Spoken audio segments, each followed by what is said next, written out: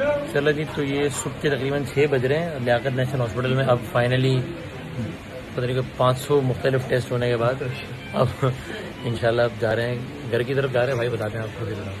जी although के जी doctors recommend कर रहे हैं कि आप रुक जाएं, लेकिन मेरा ख्याल है कि घर जरा ज्यादा, क्योंकि मेरा ख्याल नहीं है भाई, लेकिन ये नहीं मान रहे हैं तो ठीक है, सही मेरी नहीं रहा। लेकिन जो उसकी वजह है कि एक जो है जो कंधा था ये तो डिस्प्लेस हुआ है, एक पसली भी टूटी है अभी जो यहाँ के हमने रिपोर्ट करवाई है, और उसके साथ साथ हार्ट में भी चूंकि करंट लगाया गया था तो वो दिल की जो ईसीजी की रिपोर्ट है वो भी नॉर्मल नहीं है।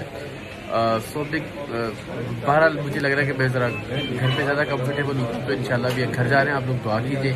ईसीजी की जो तफसीली रिपोर्ट है वो बाद में आएगी, फिर उसकी बुनियाद पे इंशाल्लाह अगर खुदा न खास्ता ज़रूरत पेश आती फिर हम इंशाल्लाह।